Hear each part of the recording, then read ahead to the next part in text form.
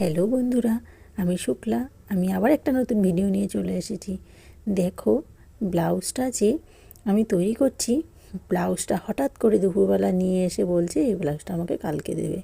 এমনিতেই হাত ভর্তি কাজ, বিয়েবাড়ির কাজ, কেমন রাগটা ধরে বলো তো?